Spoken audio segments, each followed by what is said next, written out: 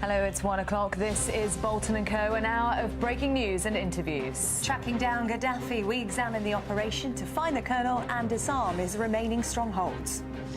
And I'm live in Tripoli, where the rebel leadership has begun to set up its operations.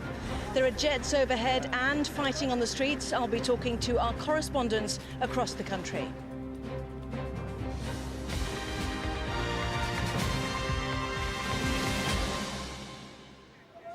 Here in London, we'll be speaking to the man who led the CIA search for Osama bin Laden and asking just how long Gaddafi can stay out of sight. Also, the first trickle of cash from the West will be following the money trail from the UN all the way back to Libya. And the breaking news, a car bomb has flattened a wing of the UN building in Nigeria. We'll have the very latest from there for you. And of course, all the day's breaking stories on TV and online from our team of correspondents. Well, after the euphoria of storming the capital, the scale of the rebels' task is becoming apparent. Finishing the military campaign, setting up a government, while lobbying for cash to fund vital supplies. Sky's Anna Botting joins us live from the capital. And Anna, what's the situation there now?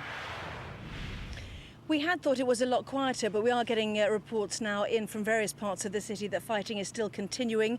We spoke a short time ago to one resident in the northeast around the main airport who said that the women and children have fled and they are facing fighting from pro-Gaddafi forces. That means they've effectively run out of food and water, and there is a battle on their hands, certainly. Also around the Rixos Hotel, we've heard from our chief correspondent, Stuart Ramsey, who says at the southern end of the Gaddafi compound there does seem to be a standoff there once again.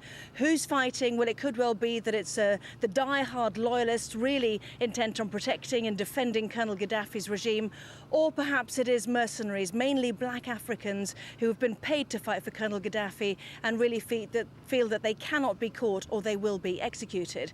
Well, let's get the very latest now from another area of battle to the east of where we are in Sirte. Our security editor, Sam Kiley, is in Ras Lanuf. And what's the latest from there then, Sam? And a very different battle indeed, but a battle nonetheless. I'm in Ras Lanuf, and just about 5 to 10 miles behind me down this road is an artillery exchange that's been going on now for 2 days. The Gaddafi forces, who withdrew from Brega, which was captured by the rebels last week, and Ras Lanuf, which was captured about 2 days ago, are putting up a very stiff defence with heavily fortified positions. They're between here and a town called Ben Jawad. Just beyond Ben Jawad, the rebels know there is a sort of Maginot line, a very structured defensive line that the Gaddafi forces are expected to fall back to. Now, they're using very large amounts of artillery. Yesterday, we spoke to a fighter who returned from the front line who said it was falling like rain. That picture hasn't really changed today. What we do know, and this may explain partly why we're not being allowed any further forward, apart from the obvious safety implications, what we do know is that there are some NATO special forces now working alongside the rebels. This has been the pattern in the Nafusa Mountains and indeed during the fighting in Tripoli.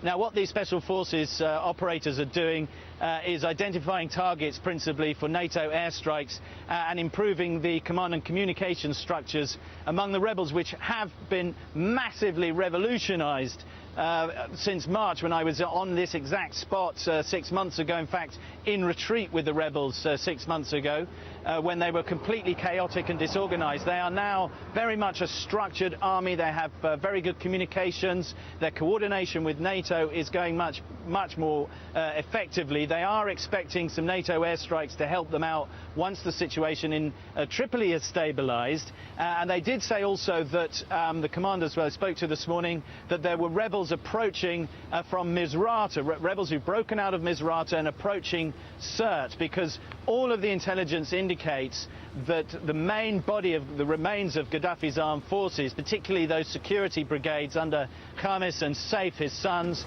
and indeed the mercenary units, are coalescing in and around Sirte. And the concern is that if they manage to do that and hold that ground, then the Gaddafi forces will effectively be able to maintain the division of the country.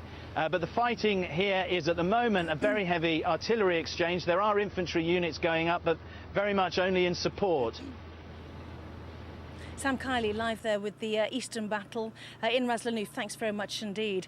It makes it sound when we talk about the pockets of fighting that this is a city at war. It is extremely calm at the moment.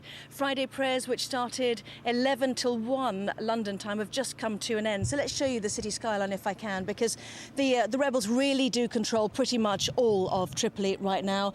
There's a little bit of smoke in the background. I can tell you they're burning rubbish, which is not a bad thing. The streets are disgusting at the moment. There's rubbish everywhere.